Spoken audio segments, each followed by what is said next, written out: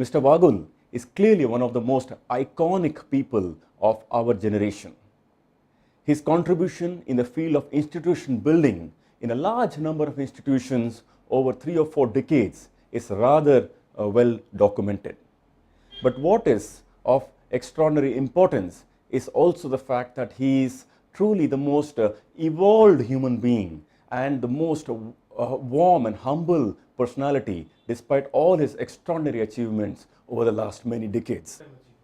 It is a matter of a great honor for all of us at the jury at Outlook Money Hall of Fame to present this award to Mr. Vagul. Thank you.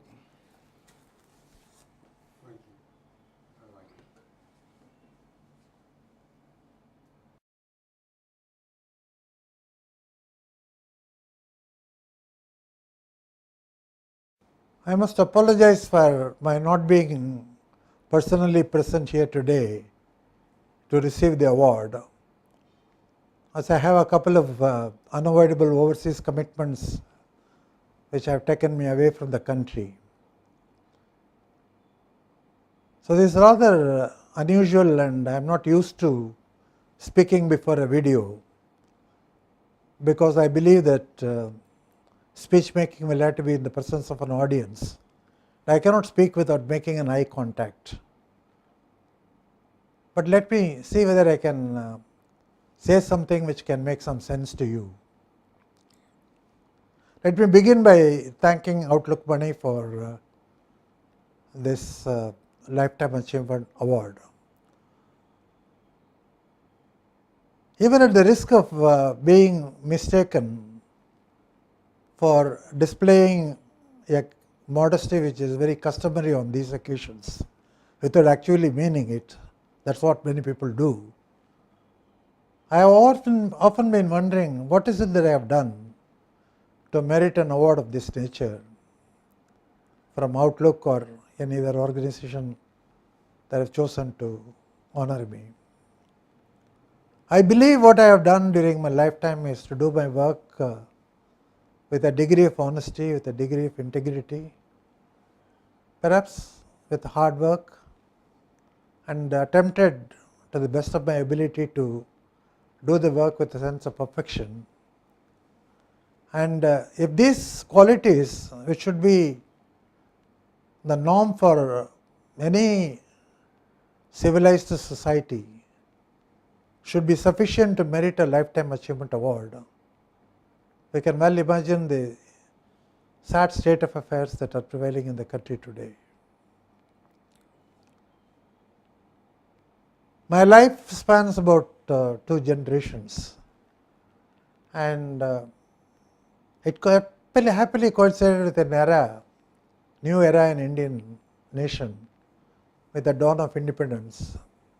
At that time we all nursed great hopes of transformation of the society, which would lead to the eradication of the caste and the communal divide. It also lead to the eradication of poverty and improve the quality of life to large constituents of the people. Certainly, I think during the last 60 years we have achieved something credibly. Significant sections of our society, there has been an improvement in the standard of life. They are far better off than what they were before. But it's sad that very large sections of the society continue to be mired in a state of poverty, eking out a bare subsistence living. And if we really look back and see that during the 2 generations which I lived, we have not been able to achieve the transformation of society which we believed was within our grasp as a free nation, and which we could achieve very comfortably.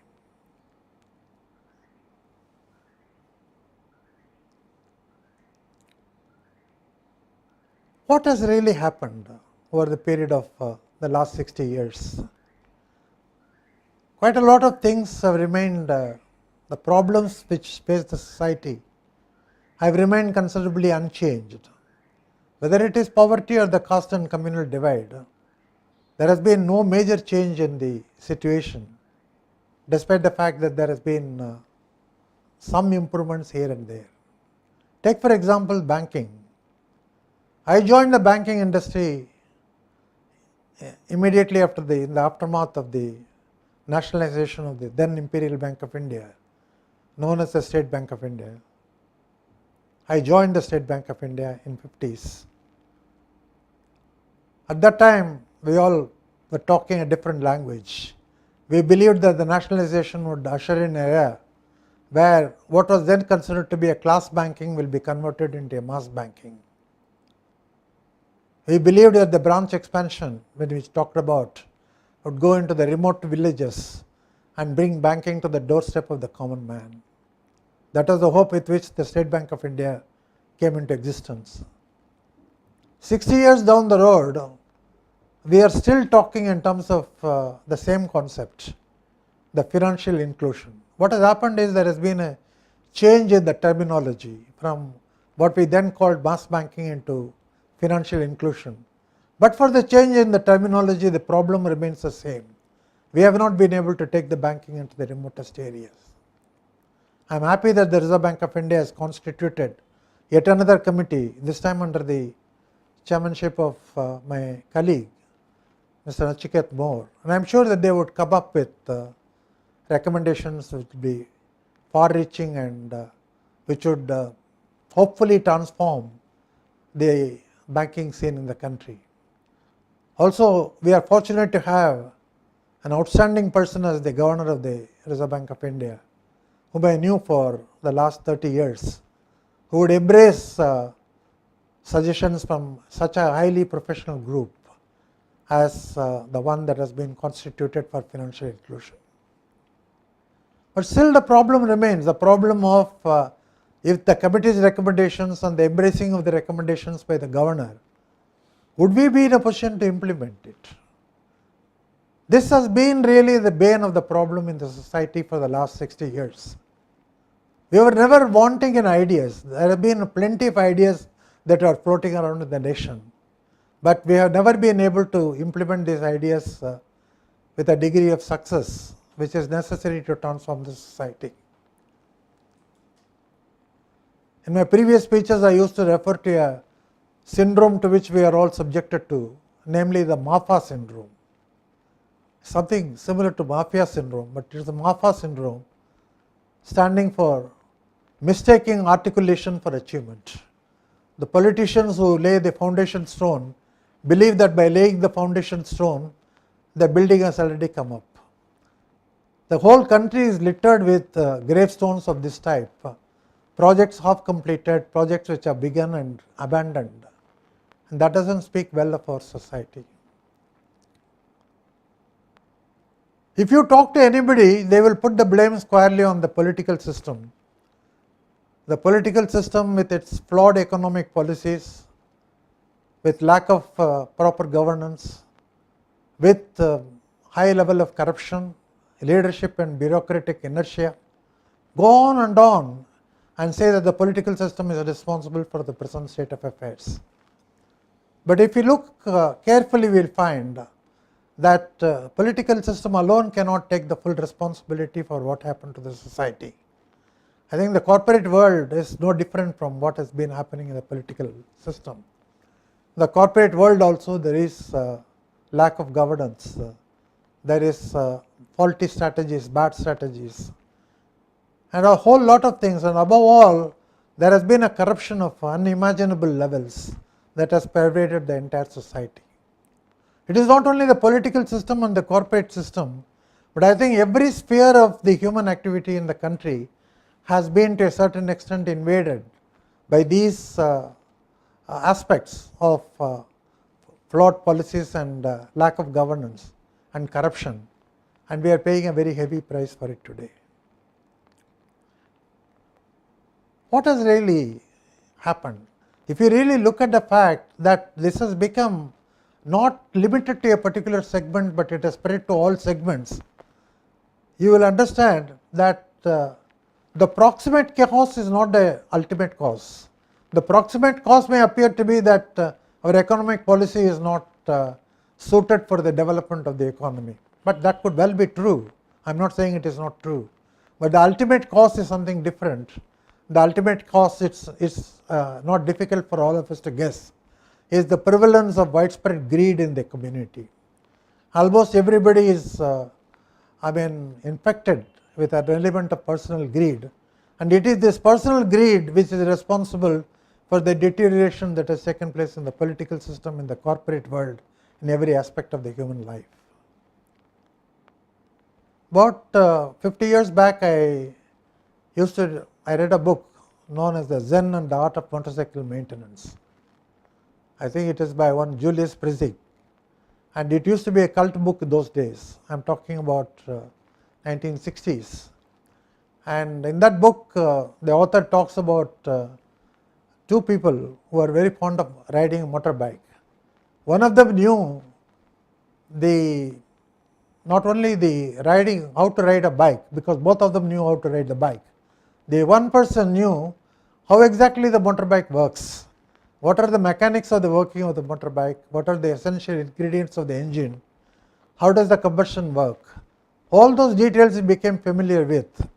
And when both of them go for a long journey, the person who knew the mechanics of the functioning of the motorbike knows how to equip himself for this journey, what sort of tools and implements he will have to take if the motorbike were to break down.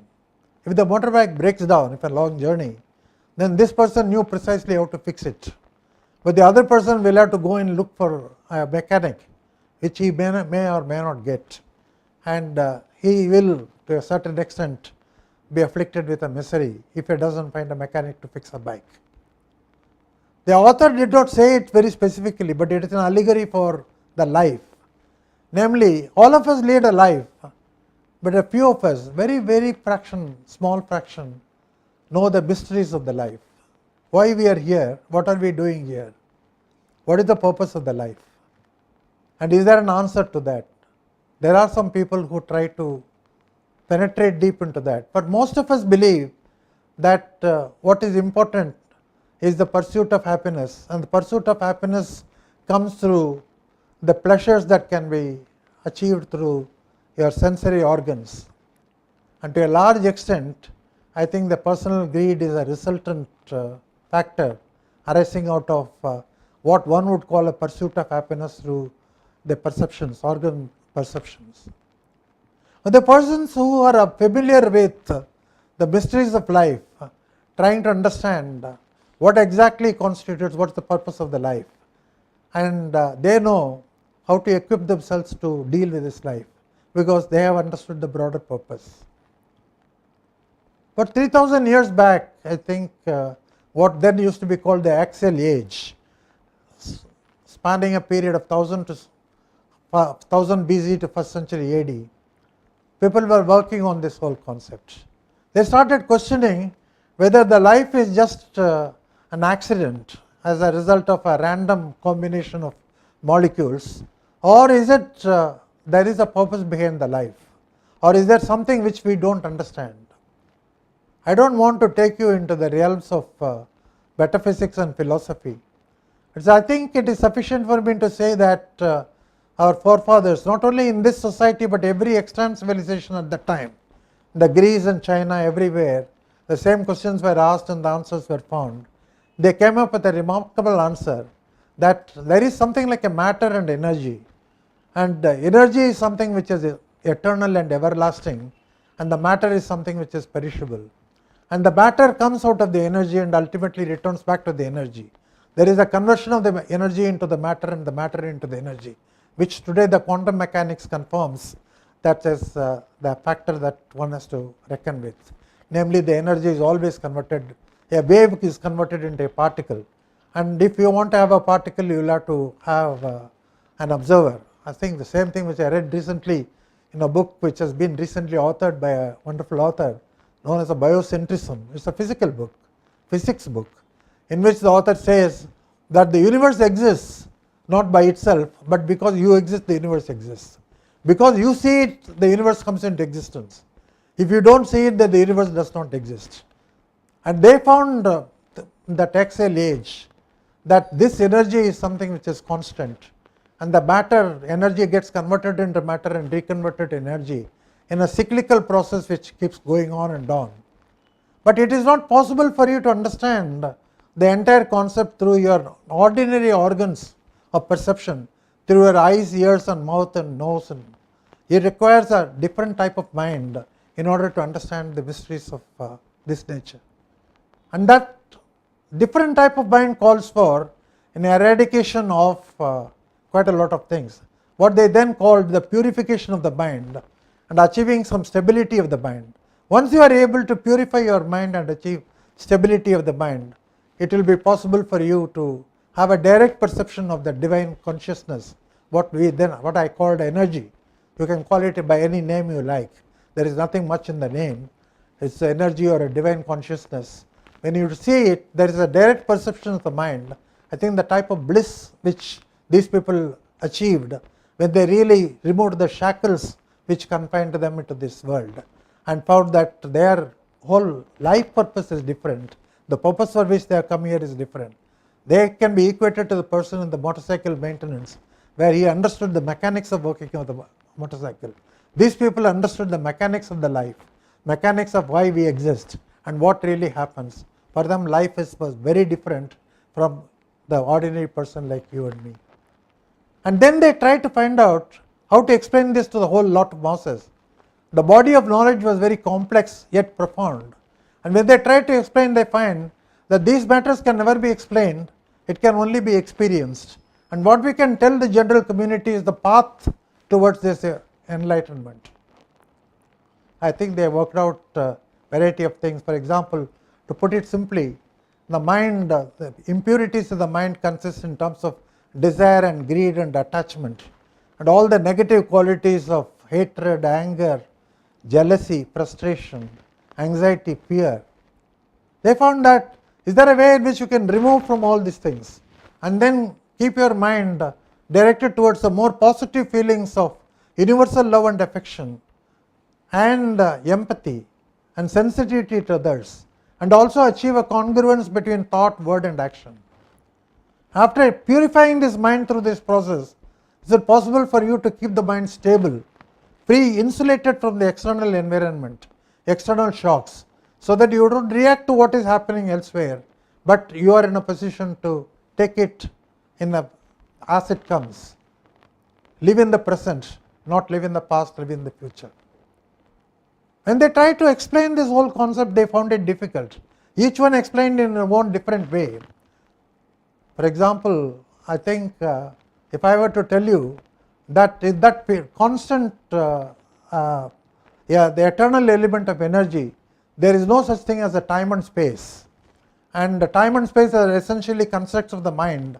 It is going to be difficult for us to logically appreciate and understand this concept. In fact, Einstein faced the difficulty when he came out with his theory of relativity.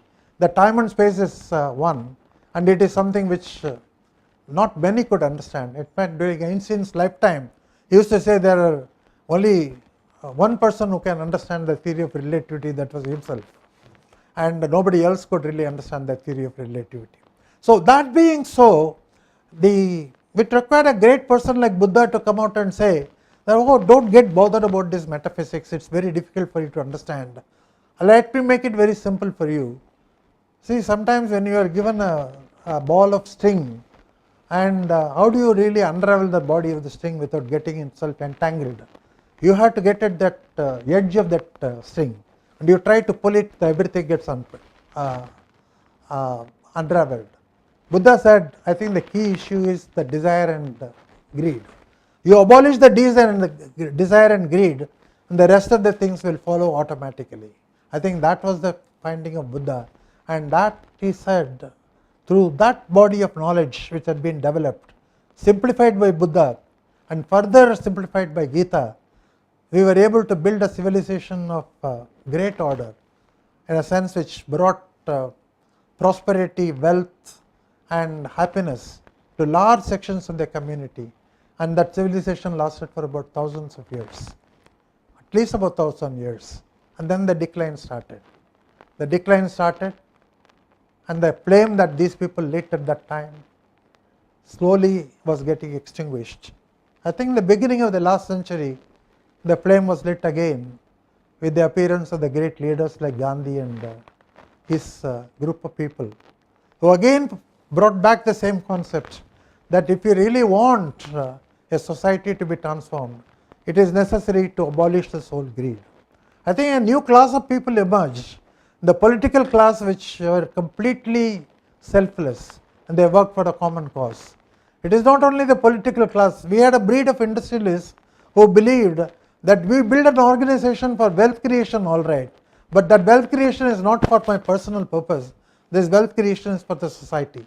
I am not digging a well in my home for taking water for me, but I am digging a pond in the village so that everybody can really take water from that pond. I think these concepts prevailed in the beginning of the 20th century. That was the civilization which we inherited at the time of the independence, along with the poverty that went with that. But I think during the 60 years we threw it overboard. I believe that the re-establishment of this principle is the key solution to the problem which the society faces today. If we are able to develop a critical mass of the people in the core sector of the society who can practice the principles of removal of greed from the system, then the norms which I mentioned, the norms of honesty, integrity, dedication, and working for a larger cause to build a transformational society would not be considered exceptional, meriting an award, but would be considered to be the normal pattern of a society in which we live in. I am sure that as we go into the future, there would be, the civilization would rise again. And the civilization, the flame which is getting extinguished gradually as a result of what has been happening during this last 60 years, will be relit again. And this flame would burn with such brightness that it will not only remove the darkness from this part of this world, but it will also serve as a beacon for the rest of the world. I am optimistic about what could happen in the future. What is necessary is like unraveling that string which is getting together to find that edge. That edge is the removal of the greed. If every individual in this country accepts this philosophy, it is not something which is new, which has been propagated and practiced with considerable amount of success for thousands of years. If we are able to bring it back to the society and say every segment of the society will have to accept this basic precept that I don't work for myself, I work for somebody else. I am not going to enrich myself by exploiting others. I am not going to enrich myself at the cost of the abandonment of the values which I cherish. But I think if these are the things which would bring about a transformation of society, and then if it happens, then all that we hoped for at the time of the beginning of where we started 60 years back, the hopes and aspirations which we had at the time of the independence would come in its full measure. I am sure that I don't know whether it will happen during my lifetime, but it's certainly bound to happen in the near future, and India will once again arise to be a leader in the world. I would once again like to thank the Outlook Money for the distinction that has been conferred to me and the award which I accept with a sense of gratitude and humility. Thank you very much.